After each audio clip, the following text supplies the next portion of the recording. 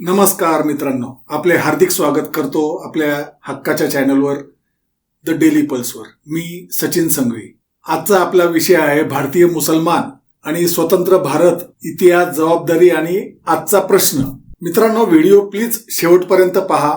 आज आपण मुस्लिम समाज नायक पासून खलनायक कसा झाला यावर विस्तृत सर्व अंगाने चर्चा करणार आहोत. मित्रांनो, काही दिवसांपूर्वी नाशिकला सोलापूरचे भारतीय मुसलमान या विषयाचे स्कॉलर मित्र सरफराज अहमद दर 20 तारखेला होणाऱ्या डॉक्टर नरेंद्र दाभोळकर व्याख्यानमालामध्ये भारतीय मुसलमान इतिहास यावर आपले मत मांडण्यासाठी आले होते. त्यांनी इतिहासाबद्दल अगदी सुरेख मांडणी केली होती. अनेक अनभिज्ञ गोष्टींचा त्यावेळेस त्यांच्या मार्फत उलगडा झाला होता. भारतीय मुसलमानांचा भारतीय स्वातंत्र्य संग्रामातील योगदानाबद्दल आज त्यांची घृणा करणारे सुद्धा नाकारणार नाही, हे जे म्हणजे त्याची शक्यताच नाही.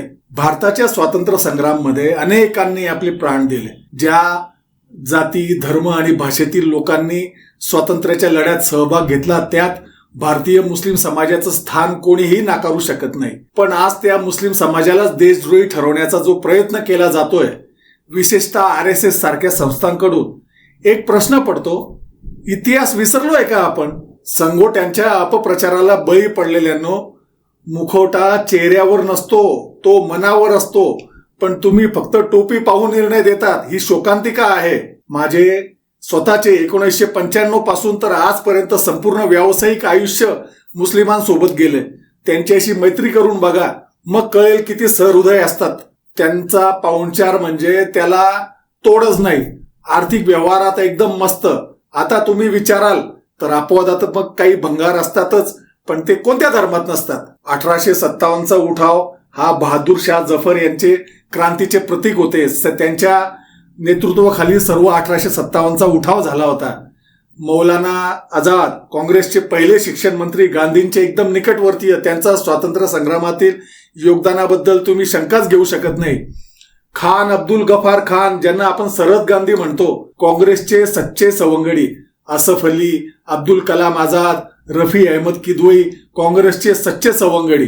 जेव्हा RSSचे स्वयंसेवक स्वातंत्र्य संग्रामाच्या विरोधात इंग्रजांना नम्र विनंती करत होते की कृपया आम्हाला माफ करा, आम्ही क्रांतीत सामील नव्हतो, त्याच वेळी भारतीय मुस्लिमांनी हजारोंच्या संख्येने कारावास आणि फास भोगला आहे.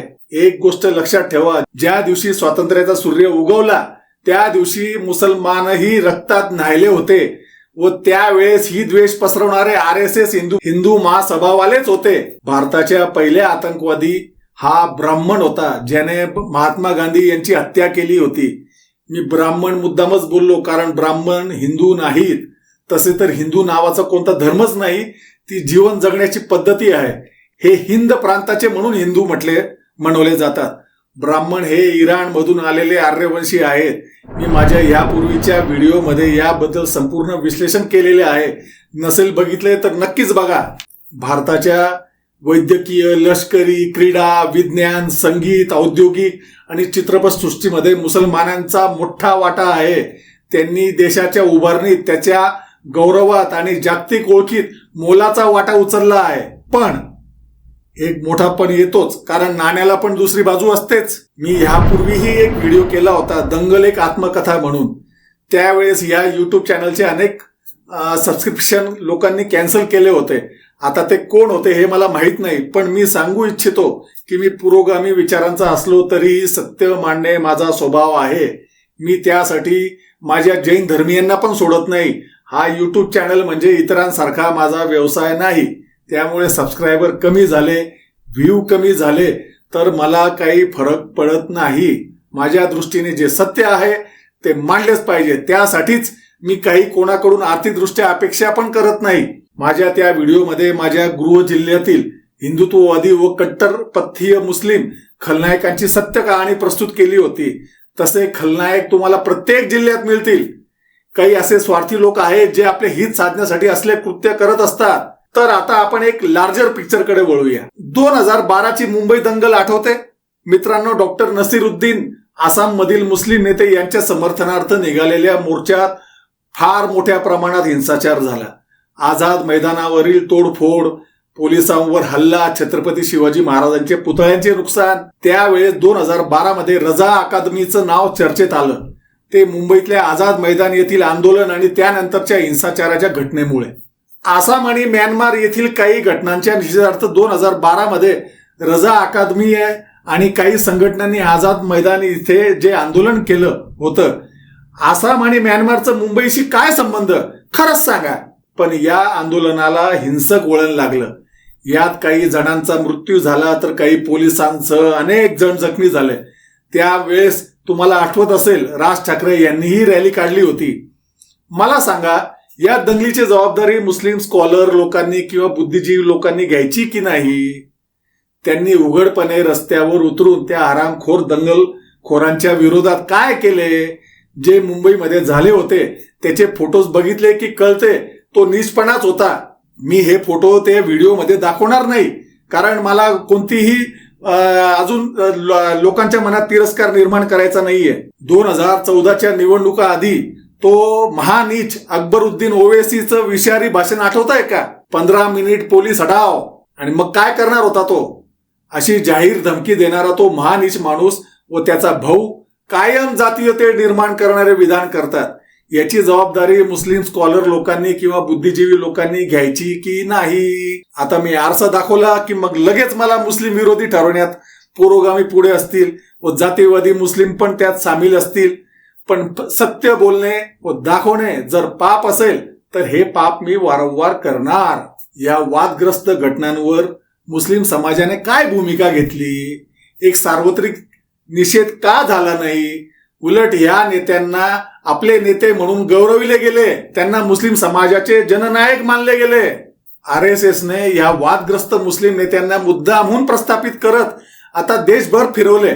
RSSने या वादग्रस्त मुस्लिम नेत्यांना मुद्दामहून प्रस्थापित करत आता देशभर फिरवत आहेत. त्यांना निवडणुकांमध्ये वोट कटवा म्हणून वापरते.